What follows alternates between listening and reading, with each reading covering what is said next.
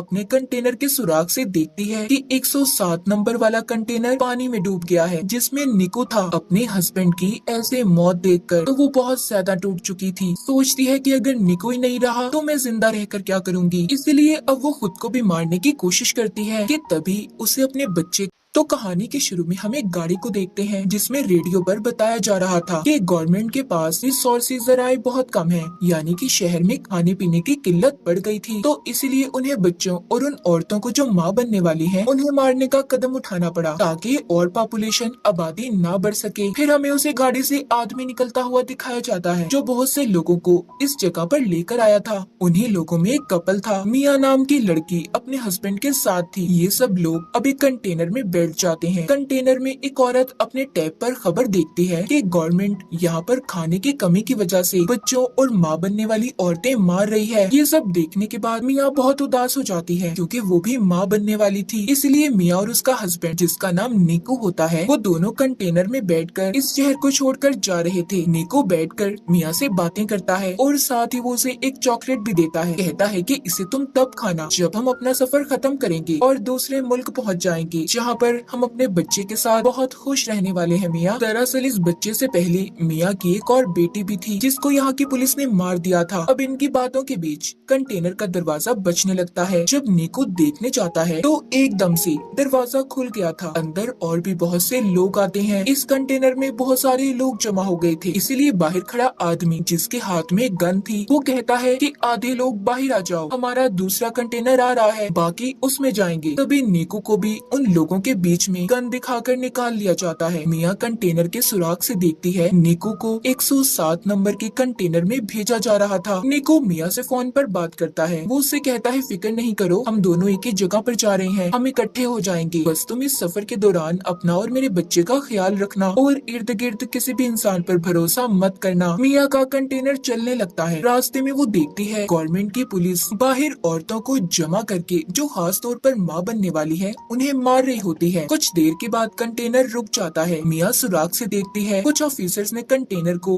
तलाशी के लिए रोक लिया था। अब कंटेनर को खोलकर जब चेक किया जाता है तो वो उन्हें पूरा खाली मिलता है। दरअसल इस कंटेनर के अंदर छुपने की खुफिया जगह थी, सभी लोग उधर छुप गए थे। ऑफिसर जब गोली चलाता है तो उसे भी पता चल गया था कि अंदर खाली बहुत सी जगह है। अब पुलिस ऑफिसर सबसे कहता है देखो खुद ही सब लोग बाहर आ जाओ वरना तुम्हें ऐसे ही मार दिया जाएगा। ये सुनकर मिया उस कंटेनर के अंदर रखे डब्बों के ऊपर चढ़ गई थी। तभी वहाँ पर एक लड़की भी जान बचाने की खातिर दरवाजा खोल देती है। जैसे ही वो बाहर आती है ऑफिसर ने उसके सर पर गोली चला दी थी और फिर एक एक करके सबको मार दिया जाता है। सबको खत्म करने के बाद ऑफिसर ये हुक्म देता है कि यहाँ से लाशों को ठिकाने पर लगाकर कंटेनर को साफ करके शिप में भेज दिया जाए। ऑफिसर के आदमी ऐसा ही करते हैं। मिया जो कि ऊपर की तरफ जाकर छुप गई थी, अब वो नीचे आती है और निको को फोन लगाकर बात करने की कोशिश करती है, मगर निको का फोन बंद आ रहा था। इससे मिया बहुत ज्यादा परेशान हो गई थी। फिर वो वहाँ पर उन्हीं मरे हुए लोगों के सामान को देखने लगती है जो कंटेनर में थे। उसे एक बैग से ड्रिल मशीन, चाकू, लाइट मिलती है और भी बहुत सी चीजें थी। मिया का कंटेनर शिप में रखवा दिया जाता है। रात भी हो गई थी। तभी समंदर में तूफान आ गया था। उस तूफान की वजह से मिया का कंटेनर जोर जोर से हिलने लगता है। वो मदद के लिए बहुत चिल्लाती है, मगर यहाँ पर कोई भी उसकी आवाज सुनने वाला नहीं था। कंटेनर अब और भी ज्यादा जोर जोर से हिलने लगा था, जिस वजह से मिया का सर एक बॉक्स पर लगता है। वो बेहोश हो गई थी। अब जब सुबह होती है और मिया को होश आता है तो देखती है कि उसका कंटेनर बाकी कंटेनर्स की तरह समंदर में डूब रहा है। वो निको को कॉल करने की भी कोशिश करती है, मगर उसका फोन भी टूट चुका था। पास ही से उसे बहुत सी आवाजें आ रही थी जो कंटेनर में बंद लोगों की आवाजें थी। सब मदद के लिए चिल्ला रहे थे। वो अपने कंटेनर के सुराग से देखती है कि 107 नंबर वाला कंटेनर पानी में डूब गया है, जिसमें निको था। अपने हस्बैंड की ऐसे मौत देखकर तो वो बहुत ज्यादा टूट चुकी थी। सोचती है कि अगर निको ही नहीं रहा तो मैं जिंदा रहकर क्या करूंगी। इसलिए अब वो खुद को भी मारने की कोशिश करती है कि तभी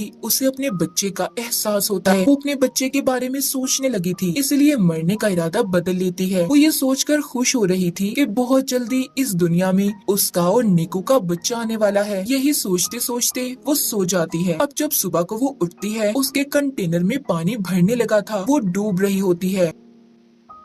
पानी से निकलने की कोशिश करती है मगर नहीं निकल पाती। तभी उसकी आँख खुल गई थी। इसका मतलब ये सिर्फ उसका एक सपना था। अब वो कंटेनर में रखे बॉक्सेस को देखती है जिसमें से उसे बहुत सारे प्लास्टिक के डब्बे मिले थे। वो उन प्लास्टिक का इस्तेमाल करके सबसे पहले कंटेनर के सुराखों को बंद करती है जिसमें से पानी आ रहा था। साथ ही वहाँ से मिले और भी सामान को इस्तेमाल करती है। उसने कंटेनर को अपने रहने के लायक बना लिया था। अगले दिन मिया का फोन बजता है जो कि निको का था। वो उसे बताता है कि मुझे 107 नंबर वाले डब्बे से निकाल लिया गया था। तुम फिक्र नहीं करो मिया, मैं जिंदा हूँ। मिया उसे अपने बारे में बताती है। कहती है निको, मैं कंटेनर में फंसी हुई हूँ जो समंदर के बीचों बीच है। वो फोन पर कहता है फिक्र नहीं करो, मैं तुम्हें ढूंढ लूंगा, बस तुम अपना और बच्चे का ख्याल रखना। हम क्योंकि पहले ही गवर्नमेंट की वजह से अपनी बेटी को खो चुके हैं। मिया निको से बात कर थोड़ा सुकून में आ गई थी कि वो जिंदा है। अब वो कंटेनर में लोगों का बचा हुआ खाना तलाश करती है और उसे बहुत ही संभाल कर इस्तेमाल कर रही थी। एक रात फिर से समंदर में तूफान आ जाता है। मिया बहुत ज्यादा घबरा गई थी। तभी उसे दर्द महसूस होता है और उसका बच्चा कंटेनर में ही पानी के अंदर पैदा हो गया था। उसने इस तकलीफ को बिल्कुल अकेले बर्दाश्त किया। मिया की हाँ बेटी हुई थी जिसे देखकर वो बहुत खुश होती है। उसने उसे अपने गले लगा लिया था। वो अपने बेटे का बहुत ख्याल रखती है। आहिस्ता आहिस्ता मिया भी ठीक हो गई थी मगर अब उसके पास पड़ा खाना भी खत्म होने लगा था। वो सोचती है कि आखिर कब तक वो ऐसे ही इस कंटेनर में बंद रहेगी। तभी उसे अपने सामने पड़ी ड्रिल मशीन नजर आती है। ये उस मशीन को लेकर कंटेनर के ऊपर रास्ता बनाने की कोशिश करती है। तभी इसकी बेटी भी रोने लगी थी। ये नीचे आती है और अपनी बेटी को संभालती है। अगले दिन फिर से ये रास्ता बनाने का काम करती है मगर अब ड्रिल मशीन भी बंद हो गई थी। मिया ने गुस्से में उस मशीन को फेंक दिया था। तब इसे चाकू नजर आता है। ये अब उस चाकू का इस्तेमाल करती है मगर चाकू भी टूट गया था। मिया देखते हैं कि उसके पास अपना पीने के लिए पानी बचा था और न खाने के लिए खाना। उसकी हालत बहुत ज्यादा खराब थी। वो बेहोश हो जाती है। उसे अपनी बेहोशी की हालत में अपनी बेटी नजर आती है जिसको गवर्नमेंट ने मार दिया था। उसे अपने पास निको भी महसूस होता है जो उससे बस यही कह रहा था, मिया इसमें तुम्हारी कोई गलती नहीं, तुमने हर कोशिश की। कि तभी मिया के मुंह पर बारिश का पानी गिरता है। उसे होश आ गया था। वो अब एक कपड़े को फंसाकर कंटेनर के उस हिस्से को खींचती है जिसमें उसने सुराख किए थे। मिया की मेहनत रंग ले आई थी। रास्ता खुल जाता है। वो पहले तो डब्बों में पीने के पानी को जमा करती है। फिर जब वो बाहर आती है तो देखती है उसका कंटेनर समंदर के बीचों बीच था जहाँ पर दूर दूर तक उसे कोई भी नजर नहीं आता। वो अब अपनी बेटी को लाकर आसमान और समंदर दिखाती है। कहती है हम यहाँ से जरूर निकलेंगे। तभी उसे समंदर में मछलियाँ नजर आती हैं। मिया को ये देखकर एक आइडिया आता है। वो मछलियाँ पकड़ने वाला एक कांटा बनाती है जिससे वो मछलियाँ पकड़ने की कोशिश कर रही थी मगर उससे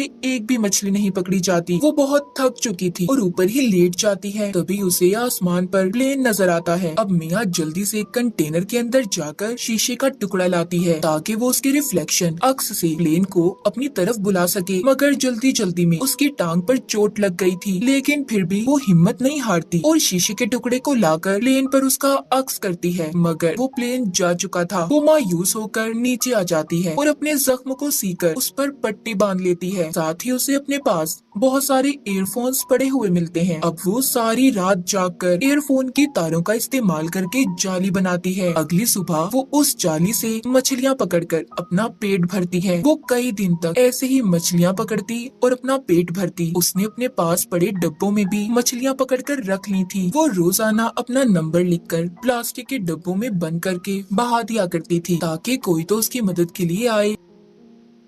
एक रात उसे निकू का फोन आता है जो कहता है मिया मुझे माफ कर दो, मैं तुम्हें बचाने नहीं आ सका। हमारे कंटेनर को पुलिस ने पकड़ लिया है, मुझे गोली लगी है। मिया कहती है निकू हमारी बेटी हुई है जो बिल्कुल तुम्हारी जैसी है। वो उसे अपनी बेटी की आवाज भी सुनवाती है कि तभी उसका फोन बंद हो गया था। मिया बहुत रोती है और कंटेनर के ऊपर ही सो गई थी। ऐसे ही उसे कंटेनर में रहते 32 दिन गुजर जाते हैं। कंटेनर में जितना भी सामान था सब मिया ने इस्तेमाल कर लिया था जो जो उसके काम आ सकता था। अब वो कंटेनर के ऊपर डब्बों का इस्तेमाल करके एक छोटी सी कश्ती बनाती है जिसमें उसने अपनी बेटी को लिटा दिया था और मछलियाँ जमा करती है कि तभी उसे एक परिंदा नजर आता है जिसे देखकर वो सोचती है कि आसपास जरूर कहीं खुशकी होगी। थोड़ी देर में रात भी हो जाती है। मिया के कंटेनर में पानी भरने लगा था। उसकी बेटी की तस्वीर कंटेनर में गिर गई थी। मिया जब उसे लेने जाती है तो उसका पाँव रस्सी में फंस गया था। तभी ऊपर से उसकी बेटी की छोटी कश्ती पानी में बह गई थी। मिया किसी तरह अपने पाँव को जैसे तैसे छुड़वाकर बाहर आती है, मगर अब उसे अपनी बेटी कहीं पर नजर नहीं आती। वो पागलों की तरह उसे यहाँ वहाँ ढूंढ रही थी, मगर वो उसे कहीं पर भी नहीं मिलती। दूसरी तरफ मिया की बेटी के पास एक बहुत बड़ी व्हेल मछली आती है जो उस पर पानी गिराती है, तो मिया की बेटी रोने लगी थी। मिया